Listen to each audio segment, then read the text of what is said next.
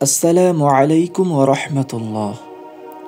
বদর পরবর্তী সময়ের তৎপরতা। বদর যুদ্ধ ছিল মুসলিম এবং মুশরিকদের মধ্যে সর্বপ্রথম অস্ত্রের লড়াই এবং মীমাংসাসূচক সংঘর্ষ। এই সংঘর্ষে মুসলিমগণ প্রকাশ্য বিজয় লাভ করেন এবং সমগ্র আরব তা প্রত্যক্ষ করে। এই যুদ্ধের ফলে যারা সরাসরি চরম ক্ষতিগ্রস্ত হয়েছিল তারাই মর্মাহত হয়েছিল সবচেয়ে বেশি, অর্থাৎ মক্কার মুশরিকেরা। তাছাড়া ওই সকল লোকও যারা মুসলিমদের বিজয় ও সফলতাকে নিজেদের ধর্মীয় ও অর্থনৈতিক অস্তিত্বের জন্য অত্যন্ত বিপজ্জনক বলে মনে করেছিল, অর্থাৎ ইহুদিরা। সুতরাং মুসলিমগণ যখন বদর যুদ্ধে কল্পনাতীতভাবে বিজয় লাভ করলেন, তখন এই দুটি দল মুসলিমদের প্রতি ক্রোধ, ক্ষোভ ও মনোপীড়ায় জ্বলে পুড়ে মরতে লাগল। কুরআনুল কারিমে যেমনটি ঈরশাদ হয়েছে, যারা ঈমান এনেছে তাদের প্রতি মানুষের মধ্যে ইয়াহুদ ও মুশরিকদের তুমি অবশ্য সবচেয়ে বেশি শত্রুতাপরায়ণ দেখতে পাবে। সূরা মাইদা আয়াত ৮২। মদিনায় কিছু লোক এই দুটি দলের সঙ্গী ও অন্তরঙ্গ বন্ধু ছিল। তারা যখন দেখল যে তাদের মান মর্যাদা সমুন্নত রাখার এখন আর কোনো পথ রইল না, তখন তারা বাহ্যিকভাবে ইসলামে প্রবেশ করল। এটা ছিল আবদুল্লাহ ইবনে উবাই ও তার বন্ধু বান্ধবের দল। ইহুদি এবং মুশরিকদের তুলনায় মুসলিমদের প্রতি এরাও কম ক্ষোভ, হিংসা ও বিদ্বেষ পোষণ করত না। এদের ছাড়া চতুর্থ একটি দলও ছিল, অর্থাৎ ওই সব বেদুইন যারা মদিনার চতুর্পার্শ্বে বসবাস করত। কুফর কিংবা ঈমান কোনো কিছুর প্রতি তাদের কোনো আকর্ষণ কিংবা আবেগের প্রশ্ন জড়িত ছিল না। তারা ছিল লুণ্ঠনকারী দস্যু। এই কারণে বদর যুদ্ধে মুসলিমদের সাফল্যে তারাও দুশ্চিন্তাগ্রস্ত হয়ে পড়েছিল। তাদের আশঙ্কা ছিল যে মদিনায় একটি শক্তিশালী রাষ্ট্র প্রতিষ্ঠিত হয়ে গেলে তাদের লুণ্ঠন ও দস্যুবৃত্তির পথ বন্ধ হয়ে যাবে। এ কারণে তাদের অন্তরেও মুসলমানদের প্রতি বিদ্বেষ ও প্রতিহিংসা দানা বেঁধে ওঠে, যার ফলে তারাও মুসলিমদের শত্রু দলভুক্ত হয়ে পড়ে। মুসলিমগণ এভাবে চতুর্দিক থেকে বিপদের সম্মুখীন হন। কিন্তু মুসলিমদের ব্যাপারে প্রত্যেক দলের কর্মপদ্ধতি ছিল অন্যান্য দলের কর্মপদ্ধতি হতে পৃথক। প্রত্যেক দল নিজেদের অবস্থার প্রেক্ষাপটে এমন সব পন্থা অবলম্বন করেছিল যা তাদের ধারণায় তাদের উদ্দেশ্য সাধনে ছিল সহায়ক।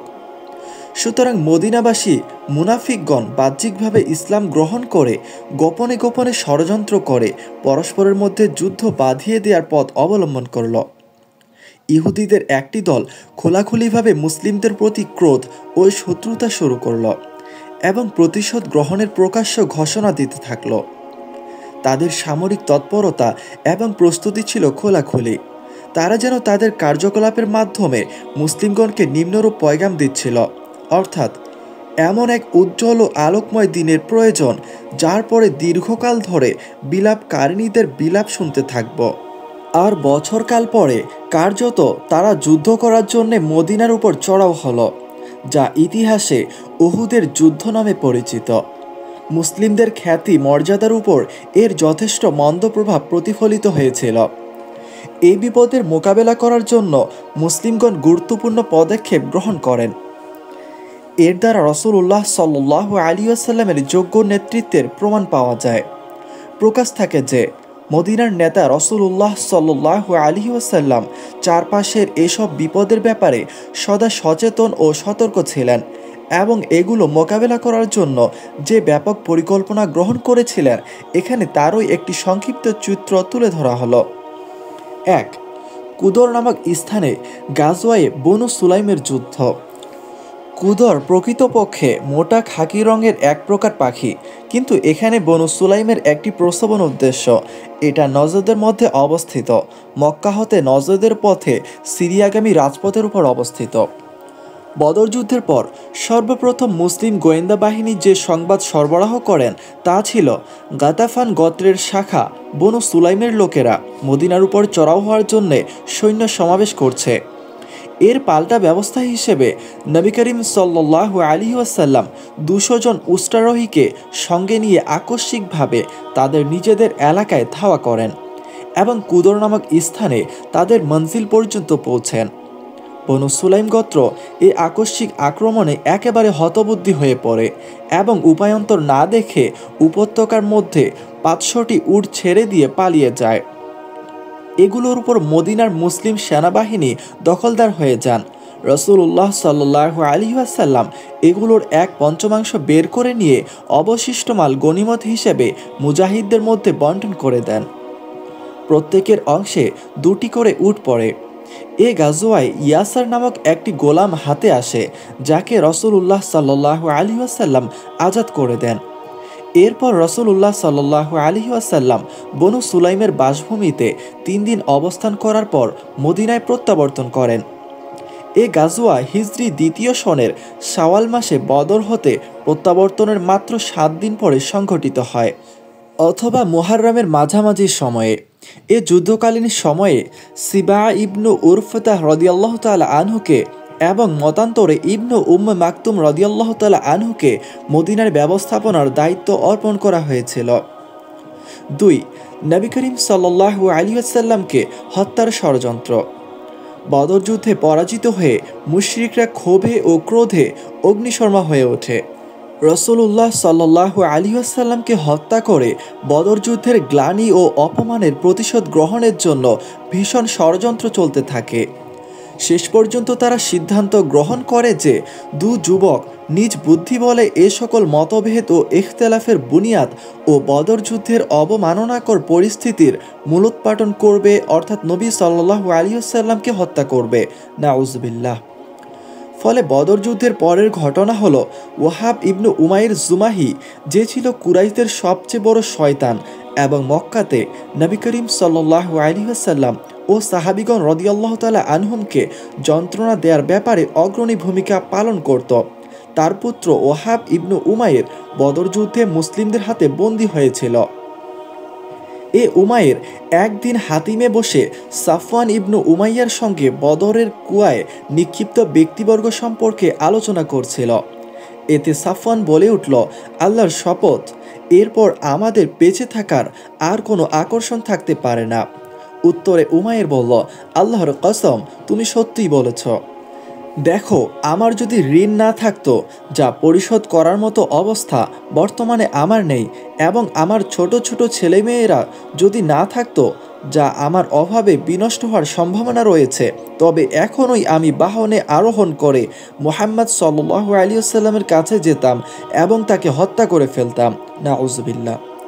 কেননা তার কাছে যাওয়ার কারণ আমার মজুদ রয়েছে, আমার পুত্র তার নিকট বন্দী রয়েছে। সাফওয়ান তার এ কথার উত্তরে বলল, বেশ, তোমার সমস্ত ঋণের আমি জিম্মাদার হচ্ছি এবং তোমার পরিবার প্রতিপালনের দায়িত্ব আমি নিচ্ছি। তোমার সন্তানেরা হবে আমার সন্তান। উমাইর বলল, সাবধান, ব্যাপারটা যেন গোপন থাকে। সিদ্ধান্ত হলো সে তার বন্দী সন্তানকে মুক্ত করার অজুহাত দিয়ে মদিনায় গমন করবে এবং সুযোগ মতো অতর্কিতভাবে রাসূলুল্লাহ সাল্লাল্লাহু আলাইহি ওয়াসাল্লামের উপর তরবারি চালাবে। নাউজুবিল্লাহ। অত্যন্ত ক্ষিপ্রতার সঙ্গে এই কাজ করতে গিয়ে একাধিকবারের বেশি আঘাত করা হয়তো বা সম্ভব নাও হতে পারে, এবং এর ফলে নবী সাল্লাল্লাহু আলাইহি ওয়াসাল্লাম আহত হয়েও বেঁচে যেতে পারেন। এসব ভেবেচিন্তে উমাইরের তরবারিখানা তীব্র বিশেষিক্ত করা হলো, যাতে মুহাম্মদ সাল্লাল্লাহু আলাইহি ওয়াসাল্লামকে কোনো রকমে আঘাত করতে পারলেই তার প্রাণ রক্ষার ব্যাপারটি সম্পূর্ণরূপে অসম্ভব হয়ে পড়ে। নাউজুবিল্লাহ। রাসূলুল্লাহ সাল্লাল্লাহু আলাইহি ওয়াসাল্লাম মসজিদে বসে রয়েছেন। উমর রাদিয়াল্লাহু তাআলা আনহু এবং আরও কয়েকজন সাহাবী রাদিয়াল্লাহু তাআলা আনহুম বাইরে বসে বদর যুদ্ধে আল্লাহ তাআলা কীভাবে তাদেরকে সম্মানিত করেছেন সে সম্বন্ধে কথোপকথন করছেন। এমন সময় গলায় তরবারি ঝুলিয়ে উমাইর মসজিদের দ্বারদেশে উপস্থিত হল। তখন উমর রাদিয়াল্লাহু তাআলা আনহু বললেন, এই কুকুর উমাইর আল্লাহর শত্রু কেবল খারাপ উদ্দেশ্যেই এখানে আগমন করেছে। তিনি সকলকে সতর্ক হতে ইঙ্গিত করলেন এবং কয়েকজন আনসারকে রাসূলুল্লাহ সাল্লাল্লাহু আলাইহি ওয়াসাল্লামের চারদিকে উপবেশন করার আদেশ দিয়ে স্বয়ং রাসূলুল্লাহ সাল্লাল্লাহু আলাইহি ওয়াসাল্লামের খিদমতে হাজির হয়ে অবস্থান নিবেদন করলেন। হে আল্লাহর নবী সাল্লাল্লাহু আলাইহি ওয়াসাল্লাম, আল্লাহর এই শত্রু উমাইর তার তরবারিকে ধারালো করে নিয়ে এসেছে। রাসূলুল্লাহ সাল্লাল্লাহু আলাইহি ওয়াসাল্লাম একটু মধুর হাস্য করে বললেন, বেশ, তাকে আমার কাছে নিয়ে এসো। ওমর রাদিয়াল্লাহু তাআলা আনহু তখন উমাইরের কণ্ঠ বিলম্বিত তরবারি ধরে টানতে টানতে তাকে নিয়ে মসজিদের মধ্যে উপস্থিত হলেন। এ দেখে রাসূলুল্লাহ সাল্লাল্লাহু আলাইহি ওয়াসাল্লাম তাকে ছেড়ে দিতে আদেশ করলেন এবং উমাইরকে তার কাছে আসতে বললেন। সে নিকটে এসে বলল, আপনাদের প্রাতকাল শুভ হোক। নবী সাল্লাল্লাহু আলাইহি ওয়াসাল্লাম বললেন, আল্লাহ আমাদেরকে এর চেয়ে অনেক ভালো অভিবাদন দান করেছেন, অর্থাৎ সালাম, যা হচ্ছে জান্নাতীদের অভিবাদন। তারপর রাসূলুল্লাহ সাল্লাল্লাহু আলাইহি ওয়াসাল্লাম উমাইরকে জিজ্ঞেস করলেন, উমাইর, কি মনে করে এসেছ? সে উত্তরে বলল, হুজুর, এই বন্দীদের জন্য আপনি দয়া করুন। তিনি বললেন, এ তো খুব ভালো কথা, কিন্তু এ তরবারি এনেছ কেন? উমাইর উত্তর দিল, তরবারি কপাল পড়ুক, এটা আপনাদের কি ক্ষতি করতে পেরেছে? রাসূলুল্লাহ সাল্লাল্লাহু আলাইহি ওয়াসাল্লাম তাকে পুনঃ পুনঃ সত্য বলতে নির্দেশ দিলেন, কিন্তু সে নানা প্রকার টালবাহানা করে এ কথাই বলতে থাকল। তখন রাসূলুল্লাহ সাল্লাল্লাহু আলাইহি ওয়াসাল্লাম বললেন, তুমি ও সাফওয়ান হাতিমে বসে নিহত কুরাইশদের বদরের কুয়ায় নিক্ষেপ করার বিষয় নিয়ে আলোচনা করছিলে। অতঃপর তুমি বলেছ, আমার উপর যদি কোনো ঋণ না থাকতো এবং আমার পরিবারবর্গের ব্যাপারে আশঙ্কা না করতাম, মদিনায় গিয়ে মুহাম্মদকে হত্যা করতাম। তারপর সাফওয়ান আমাকে হত্যা করার বিনিময়ে তোমার ঋণ এবং পরিবারের দায়িত্ব গ্রহণ করে, অথচ আল্লাহ তাআলা আমার ও তোমার মাঝে বাধা দানকারী। উমাইর তখন ভয়ভক্তি বিজড়িত কণ্ঠে ধীরে ধীরে বলতে লাগলো, আমি সাক্ষ্য দিচ্ছি যে আপনি আল্লাহর রাসূল। সুবহানাল্লাহ। আসমানি যে কল্যাণ আপনি নিয়ে এসেছেন এবং আপনার উপর যে ওহী অবতীর্ণ হতো সেগুলোকে আমরা মিথ্যা সাব্যস্ত করেছি, অথচ আপনি এমন বিষয় স্পষ্টভাবে বলে দিলেন যা আমিও সাফওয়ান ব্যতীত আর কেউ জানে না। অতএব আল্লাহর শপথ, আমি এক্ষুনি জানতে পারলাম যে এটা একমাত্র আল্লাহ আপনাকে জানিয়ে দিয়েছেন। সুতরাং আল্লাহ তাআলার জন্যই সমস্ত প্রশংসা যে তিনি আমাকে সত্যের জ্যোতি সুদর্শনের সৌভাগ্য প্রদান করেছেন এবং আমাকে এ পর্যন্ত নিয়ে এসেছেন। অতঃপর উমাইর সত্যের সাক্ষ্য দিলেন। আল্লাহু আকবার। রাসূলুল্লাহ সাল্লাল্লাহু আলাইহি ওয়াসাল্লাম সাহাবীদেরকে সম্বোধন করে বললেন, তোমাদের এ ধর্মভ্রাতাকে উত্তম রূপে ধর্ম ও কুরআন শিক্ষা দাও এবং তার প্রার্থিত বন্দীদের মুক্তি দাও। এদিকে সাফওয়ান মক্কার লোকদেরকে ইঙ্গিতে বলে রেখেছিল, দেখে নিও, আমি শীঘ্রই এমন এক শুভ সংবাদ দিতে পারবো যার ফলে তোমরা বদর যুদ্ধের সমস্ত শোক ভুলে যাবে। সে পথে পথে সাওয়ারিদেরকে উমাইরের সম্পর্কে জিজ্ঞেস করত। একদিন এক সাওয়ারি সাফওয়ানকে উমাইরের ইসলাম গ্রহণের খবর দিলে সে শপথ করে যে উমাইরের সঙ্গে সে আর কখনোই কথাবার্তা বলবে না এবং তাকে কোনো প্রকার সাহায্য সহযোগিতাও করবে না। যা হোক, উমাইর আর কোনো দিকে দৃষ্টিপাত না করে নিজের কর্তব্য পালন করে যেতে লাগলেন। তার আদর্শে ও প্রচার মাহাত্ম্যে মক্কার বহু সংখ্যক নরনারী ইসলামের সুশীতল ছায়ায় আশ্রয় গ্রহণ করে ধন্য হয়েছিলেন। সুবহানাল্লাহ। ৩. গাজওয়ায়ে বনু কাইনুকা বা কাইনুকা অভিযান। রাসূলুল্লাহ সাল্লাল্লাহু আলাইহি ওয়াসাল্লাম মদিনায় আগমনের পর ইহুদিদের সঙ্গে তিনি যে চুক্তি করেছিলেন তার দফাগুলো গত পর্বগুলোতে আলোচনা করা হয়েছে। রাসূলুল্লাহ সাল্লাল্লাহু আলাইহি ওয়াসাল্লামের পূর্ণ চেষ্টা ও ইচ্ছে ছিল যে এ চুক্তিপত্রে যেসব শর্ত আরোপিত হয়েছে সেগুলো যেন পুরোপুরিভাবে পালিত হয়। সুতরাং মুসলিমরা এমন এক পদও অগ্রসর হননি যা এই চুক্তিনামার কোনো একটি অক্ষরেরও বিপরীত হয়। কিন্তু ইহুদিদের ইতিহাস বিশ্বাসঘাতকতা, হঠকারিতা এবং প্রতিজ্ঞাভঙ্গে পরিপূর্ণ। তারা অতি তাড়াতাড়ি তাদের পূর্ব স্বভাবের দিকে ফিরে গেল। তারা মুসলিমদের মধ্যে পারস্পরিক দ্বন্দ্ব-কলহ এবং গণ্ডগোল বাঁধাবার চেষ্টায় লেগে পড়ল। এর একটি দৃষ্টান্ত পেশ করা হচ্ছে। ইয়াহুদিদের প্রতারণার একটি নমুনা। ইবনু ইসহাক বর্ণনা করেছেন যে শাস ইবনু কায়েস নামক একজন বৃদ্ধ ইয়াহুদি ছিল। তার পা যেন কবরে লটকানো ছিল, অর্থাৎ অত্যন্ত বৃদ্ধ ছিল। সে মুসলিমদের প্রতি চরম শত্রুতা ও হিংসা পোষণ করত। সে একদা সাহাবিগণ রাদিয়াল্লাহু তাআলা আনহুমের একটি মজলিসের পাশ দিয়ে গমন করছিল, যে মজলিসে আউস ও খাজরাজ উভয় গোত্রের লোকেরা পরস্পর কথোপকথন করছিলেন। এ অবস্থা প্রত্যক্ষ করে তার অন্তর হিংসায় জ্বলে উঠল এবং তাদের মধ্যে বিভেদ সৃষ্টি করার পথ সে অন্বেষণ করতে লাগল। ইসলামের আবির্ভাবের পূর্বে ওই দুই সম্প্রদায়ের মধ্যে দীর্ঘকালব্যাপী বিরাজিত শত্রুতা ইসলাম পরবর্তীকালে প্রেম প্রীতিতে রূপান্তরিত হয়ে গিয়েছিল এবং এভাবে তাদের দীর্ঘকালের দুঃখ দুর্দশার অবসান হয়েছিল। সমবেত জনতাকে দেখে সে বলতে লাগল, এখানে বনু কাইলার সম্ভ্রান্ত ব্যক্তিগণ একত্রিত হয়েছে। আল্লাহর কসম, এই সম্ভ্রান্ত ব্যক্তিবর্গের নিকট দিয়ে আমার গমন সঙ্গত হবে না। তাই সে তার এক যুবক সঙ্গীকে নির্দেশ দিল যে সে যেন তাদের মজলিসে যায় এবং তাদের সঙ্গে বসে গিয়ে বুআস যুদ্ধ এবং তার পূর্ববর্তী অবস্থা আলোচনা করে এবং ওই সময়ে উভয় পক্ষ হতে যে সকল কবিতা পাঠ করা হয়েছিল ওগুলোর কিছু কিছু পাঠ করে শুনিয়ে দেয়। ওই যুবক ইহুদিকে যা যা বলা হয়েছিল ঠিক সে ওই রূপই করল। ওই কবিতাগুলো শোনা মাত্রই উভয় গোত্রের লোকদের মধ্যে পুরনো হিংসা বিদ্বেষের আগুন দাউ দাউ করে জ্বলে উঠল এবং উভয় পক্ষের মধ্যে অনেক বাক বিতণ্ডা হয়ে গেল। যুদ্ধের উন্মাদনা নিয়ে উভয় পক্ষের যোদ্ধাগণ হাররা নামক স্থানে সমবেত হলেন। এ দুঃসংবাদ পাওয়া মাত্রই রাসূলুল্লাহ সাল্লাল্লাহু আলাইহি ওয়াসাল্লাম মুহাজির সাহাবীগণ রাদিয়াল্লাহু তাআলা আনহুমকে সঙ্গে নিয়ে তাদের মাঝে আগমন করলেন।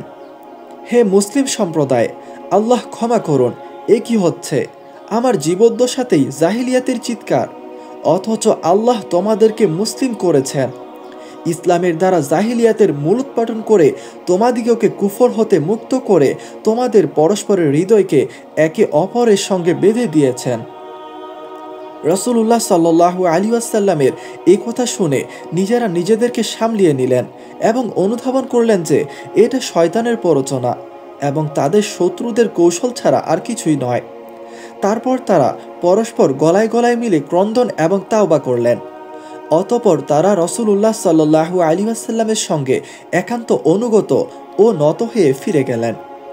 এভাবে শাস ইবনু কায়েসের প্রতিহিংসার আগুন নির্বাপিত হল। সুবহানাল্লাহ। এটা হচ্ছে কুচক্রীপনা ও গণ্ডগোলের একটা নমুনা যা ইহুদিরা মুসলিমদের মধ্যে সৃষ্টি করার চেষ্টা করতে থাকত। এ কাজের জন্যে তারা বিভিন্ন পরিকল্পনা গ্রহণ করত এবং মিথ্যা রটনা রটাতে থাকত। তারা সকালে মুসলিম হয়ে সন্ধ্যায় কাফির হয়ে যেত এবং এভাবে সরল প্রাণ মুসলিমদের অন্তরে সন্দেহের বীজ বপন করার চেষ্টায় লেগে থাকত। কোনো মুসলমানের সঙ্গে তাদের অর্থের সম্পর্ক থাকলে তারা তার জীবিকার পথ সংকীর্ণ করে দিত, আর তাদের উপর মুসলিমদের ঋণ থাকলে তারা তাদের ঋণ পরিশোধ করত না, বরং অন্যায়ভাবে ভক্ষণ করত এবং বলতো, তোমাদের ঋণ তো আমাদের উপর ওই সময় ছিল যখন তোমরা তোমাদের পূর্বপুরুষদের ধর্মের উপর ছিলে, কিন্তু এখন তোমরা ওই ধর্ম যখন পরিবর্তন করেছ তখন আমাদের নিকট হতে ঋণ আদায়ের তোমাদের কোনো পথ নেই। প্রকাশ থাকে যে ইহুদিরা এসব কার্যকলাপ বদর যুদ্ধের পূর্বেই শুরু করেছিল এবং তাদের সঙ্গে সম্পাদিত চুক্তি ভঙ্গ করার সূচনা করে ফেলেছিল। কিন্তু রাসূলুল্লাহ সাল্লাল্লাহু আলাইহি ওয়াসাল্লাম ও সাহাবীদের অবস্থা এই ছিল যে তারা ইহুদিদের হিদায়াত প্রাপ্তির আশা করে তাদের এসব কার্যকলাপের উপর ধৈর্য ধারণ করে চলছিলেন। এছাড়া এটাও উদ্দেশ্য ছিল যে যেন ওই অঞ্চলের শান্তি ও নিরাপত্তার কোনো ব্যাঘাত না ঘটে। বনু কাইনুকার অঙ্গীকার ভঙ্গ। ইহুদিরা যখন দেখল যে আল্লাহ তাআলা বদর প্রান্তরে মুসলিমগণকে চরমভাবে সাহায্য করে তাদেরকে মর্যাদামণ্ডিত করলেন এবং দূরবর্তী নিকটবর্তী প্রতিটি স্থানের বাসিন্দাদের অন্তরে তাদের প্রভাব প্রতিফলিত হলো, তখন তাদের প্রতি শত্রুতা ও হিংসায় তারা ফেটে পড়ল। প্রকাশ্যভাবে তারা শত্রুতার ভাব প্রদর্শন করতে লাগলো এবং খোলাখুলিভাবে তারা বিদ্রোহ ঘোষণা করল ও দুঃখ কষ্ট দিবার জন্য ঝাঁপিয়ে পড়ল। তাদের মধ্যে সবচেয়ে বড় হিংসুটে ও প্রতিহিংসা পরায়ণ ছিল কাব বিন আশরাফ, যার আলোচনা সামনে আসছে। অনুরূপভাবে ইহুদিদের তিনটি গোত্রের মধ্যে সর্বাধিক হিংসুটে ছিল বনু কাইনুকা গোত্রটি। এরা সকলেই মদিনার মধ্যে অবস্থান করত এবং তাদের মহল্লাটি তাদের নামেই কথিত ছিল। পেশার দিক দিয়ে তারা ছিল স্বর্ণকার, কর্মকার ও পাত্র নির্মাতা। এই কারণে ওদের প্রত্যেকের নিকটে বহুল পরিমাণে সমরাস্ত্র মজুদ ছিল। তাদের যোদ্ধার সংখ্যা ছিল 700। তারা ছিল মদিনার সবচেয়ে বাহাদুর ইহুদি গোষ্ঠী। তাদের সর্বপ্রথম অঙ্গীকার ভঙ্গের বিস্তারিত বিবরণ হচ্ছে, আল্লাহ তাআলা যখন বদর প্রান্তরে মুসলিমগণকে বিজয় দান করলেন তখন তাদের বিরুদ্ধাচারণ চরমে উঠল। তারা তাদের প্রতিহিংসা অন্যায় আচরণ এবং ঝগড়া বাঁধানোর কার্যকলাপের সীমা আরও বাড়িয়ে দিল। সুতরাং যে মুসলিমই তাদের বাজারে যেতেন তারই তারা ঠাট্টা তামাশা এবং বিদ্রুপাত্মক আচরণ শুরু করে দিত এবং নানাভাবে কষ্ট দিত। এমনকি মুসলিম মহিলাদের নিয়েও তারা উপহাস ও ঠাট্টা বিদ্রুপ করতে কসুর করত না। এভাবে পরিস্থিতি যখন চরমে পৌঁছেছিল এবং তাদের ঔদ্ধত্যপনা বেড়েই চলল, তখন রাসূলুল্লাহ সাল্লাল্লাহু আলাইহি ওয়াসাল্লাম স্বয়ং বনু কাইনুকার বাজারে উপস্থিত হলেন এবং ইহুদিদেরকে ডেকে নানা প্রকার হিতোপদেশ প্রদান করলেন। কিন্তু এই উপদেশে তাদের স্বভাবের কোনো পরিবর্তন তো হলোই না, বরং তাদের হিংসা ক্রোধ আরও বৃদ্ধি পেল। ইমাম আবু দাউদ এবং অন্যান্যরা ইবনু আব্বাস রাদিয়াল্লাহু তাআলা আনহু হতে বর্ণনা করেছেন যে রাসূলুল্লাহ সাল্লাল্লাহু আলাইহি ওয়াসাল্লাম বদর প্রান্তরে কুরাইশদেরকে পরাজিত করে যখন মদিনায় আগমন করলেন, তখন বনু কাইনুকার বাজারে ইহুদিদের একত্রিত করে বললেন, হে ইহুদি সমাজ, তোমরা আনুগত্য স্বীকার করো, অন্যথায় কুরাইশদের মতো তোমাদেরকেও বিপন্ন হতে হবে। কিন্তু তারা তার উপদেশ গ্রহণ করল না।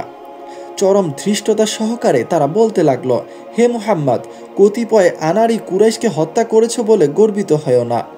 যুদ্ধ সম্বন্ধে তারা একেবারে অনভিজ্ঞ ছিল, কিন্তু আমাদের সঙ্গে যখন যুদ্ধ হবে তখন বুঝবে যে ব্যাপারটি কত কঠিন। তাদের এসবের জবাবে আল্লাহ তাআলা বলেন, যারা কুফরি করে তাদেরকে বলে দাও, তুমি অচিরেই পরাজিত হবে আর তোমাদেরকে জাহান্নামের দিকে হাঁকানো হবে। ওটা কতই না নিকৃষ্ট আবাসস্থল। তোমাদের জন্য অবশ্যই নিদর্শন আছে সেই দুদল সৈন্যের মধ্যে যারা পরস্পর প্রতিদ্বন্দ্বী রূপে দাঁড়িয়েছিল বদর প্রান্তরে। একদল আল্লাহর পথে যুদ্ধ করেছিল এবং অপর দল ছিল কাফির। কাফিররা মুসলিমগণকে প্রকাশ্য চোখে দ্বিগুণ দেখছিল। আল্লাহ যাকে ইচ্ছা স্বীয় সাহায্যের দ্বারা শক্তিশালী করে থাকেন। নিশ্চয়ই এতে দৃষ্টিমানদের জন্য শিক্ষা রয়েছে। সুবহানাল্লাহ। সূরা ইমরান আয়াত 12-13।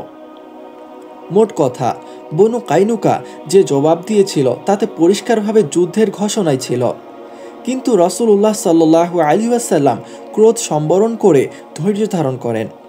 অন্যান্য মুসলিমগণও ধৈর্য ধারণ করে পরবর্তী অবস্থার জন্য অপেক্ষা করতে থাকেন। এদিকে ওই হিতোপদেশের পর বনু কাইনুকার ইহুদিগণের ঔদ্ধত্য আরও বেড়ে যায় এবং অল্প দিনের মধ্যেই তারা মদিনাতে হাঙ্গামা শুরু করে দেয়। এর ফলশ্রুতিতে তারা নিজের কবর নিজের হাতেই খনন করে এবং নিজেদের জীবন বিপন্ন করে তোলে। আবু আউন থেকে ইবনু হিশাম বর্ণনা করেছেন যে এ সময়ে জনৈকা মুসলিম মহিলা বনু কাইনুকার বাজারে দুধ বিক্রি করে বিশেষ কোনো প্রয়োজনে এক ইহুদি স্বর্ণকারের কাছে গিয়ে বসে পড়েন। কয়েকজন দুর্বৃত্ত ইহুদি তার মুখের অবগুণ্ঠন খোলাবার অপচেষ্টা করে, তাতে মহিলাটি অস্বীকার করেন। এ স্বর্ণকার গোপনে মহিলাটির পরিহিত বস্ত্রের এক প্রান্ত তার পিঠের উপরে ঘিরা দিয়েছিল। তিনি তা বুঝতেই পারলেন না। তিনি উঠতে গিয়ে বিবস্ত্র হয়ে পড়লেন। এ ভদ্র মহিলাকে বিবস্ত্র অবস্থায় প্রত্যক্ষ করে নরপিশাচের দল হো হো করে হাততালি দিতে থাকল। মহিলাটি ক্ষোভে ও লজ্জায় মৃতপ্রায় হয়ে আর্তনাদ করতে লাগলেন। তা শুনে জনৈক মুসলিম ওই স্বর্ণকারকে আক্রমণ করে হত্যা করেন। প্রত্যুত্তরে ইহুদিগণ মুসলিমটির উপর ঝাঁপিয়ে পড়ে হত্যা করে। এরপর নিহত মুসলিমটির পরিবারবর্গ চিৎকার করে ইহুদিদের বিরুদ্ধে মুসলিমদের নিকট ফরিয়াদ করলেন। এর ফলে মুসলিম ও বনু কাইনুকার ইহুদিদের মধ্যে সংঘাত বেঁধে গেল। অবরোধ, আত্মসমর্পণ ও নির্বাসন। এ ঘটনার পর রাসূলুল্লাহ সাল্লাল্লাহু আলাইহি ওয়াসাল্লামের ধৈর্যের বাঁধ ভেঙে গেল।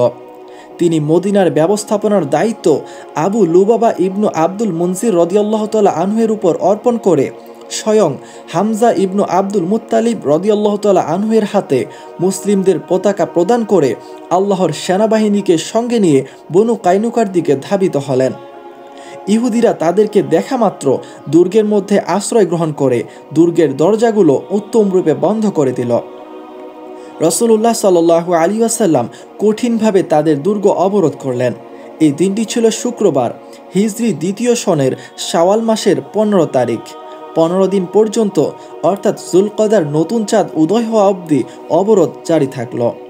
তারপর আল্লাহ তাআলা ইহুদিদের অন্তরে ভীতি ও সন্ত্রস্ত ভাব সৃষ্টি করলেন। এবং তার নীতি এটাই যে যখন তিনি কোনো সম্প্রদায়কে পরাজিত ও লাঞ্ছিত করতে ইচ্ছা করেন তখন তিনি তাদের অন্তরে ভীতির সঞ্চার করে থাকেন। আল্লাহু আকবার।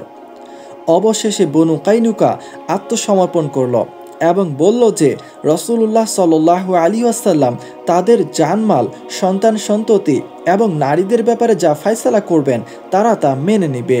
তারপর রাসূলুল্লাহ সাল্লাল্লাহু আলাইহি ওয়াসাল্লামের নির্দেশক্রমে তাদের সকলকে বেঁধে নেওয়া হয়। আল্লাহু আকবার। কিন্তু এই স্থানে আবদুল্লাহ ইবনু উবাই তার কপট চাল চালবার সুযোগ গ্রহণ করল। সে রাসূলুল্লাহ সাল্লাল্লাহু আলাইহি ওয়াসাল্লামকে অত্যন্ত অনুনয় বিনয় করে বলল, হে মুহাম্মদ সাল্লাল্লাহু আলাইহি ওয়াসাল্লাম, আপনি এদের প্রতি সদয় ব্যবহার করুন। প্রকাশ থাকে যে বনু কাইনুকা গোত্র খাজরাজ গোত্রের মিত্র ছিল। রাসূলুল্লাহ সাল্লাল্লাহু আলাইহি ওয়াসাল্লাম তাদের প্রতি দয়া প্রদর্শনের ব্যাপারে বিলম্ব করলেন। সে পীড়াপিড়ি করতে থাকল। রাসূলুল্লাহ সাল্লাল্লাহু আলাইহি ওয়াসাল্লাম তার হতে মুখ ফিরিয়ে নিলেন। কিন্তু শেষে সে রাসূলুল্লাহ সাল্লাল্লাহু আলাইহি ওয়াসাল্লামের জামার বুকের অংশবিশেষ ধরে ফেলল। রাসূলুল্লাহ সাল্লাল্লাহু আলাইহি ওয়াসাল্লাম বিশেষ বিরক্তি ও ক্রোধ সহকারে পুনঃ তাকে ছেড়ে দিতে বললেন। কিন্তু এতদসত্ত্বেও সে পুনঃ উত্তর করতে লাগল, আমি কোনো মতেই ছাড়ব না যে পর্যন্ত না আপনি তাদের উপর দয়া পরবশ হন। 400 জন খোলা দেহের যুবক এবং 300 জন বর্ম পরিহিত যুবককে আপনি একই দিনের সকালে কেটে ফেলবেন, অথচ তারা আমাকে কঠিন বিপদ থেকে বাঁচিয়েছিল। আল্লাহর কসম, আমি কালচক্রের বিপদের আশঙ্কা করছি। মুনাফিক উবাই 1 মাসের কিছু কম সময় পূর্বে কেবল বাহ্যিকভাবে ইসলাম আনয়ন করেছে। তার অনুরোধে রাসূলুল্লাহ সাল্লাল্লাহু আলাইহি ওয়াসাল্লাম বনু কাইনুকার সঙ্গে ভালো ব্যবহার করলেন এবং তাদেরকে তার দায়িত্বে ছেড়ে দিয়ে বললেন সে যেন তাদেরকে মদিনা হতে বের করে দেয় এবং তাদেরকে যেন আশ্রয় না দেয়। এ ঘটনার পর বনু কাইনুকা সিরিয়া চলে যায়। তবে সেখানে কিছুদিন অতিবাহিত হতে না হতেই তাদের অধিকাংশই ধ্বংস হয়ে যায়। অবশেষে রাসূলুল্লাহ সাল্লাল্লাহু আলাইহি ওয়াসাল্লাম তাদের ধনমাল হস্তগত করলেন, যেগুলোর মধ্যে 3টি কামান, 2টি বর্ম, 3টি তরবারি এবং 3টি বর্শা নিজের জন্য বেছে নেন এবং গনিমতের মালের 1/5 বের করেন। মুহাম্মদ ইবনু মাসলামাহ রাদিয়াল্লাহু তাআলা আনহু গনিমত একত্রিত করার কাজ সম্পাদন করেন।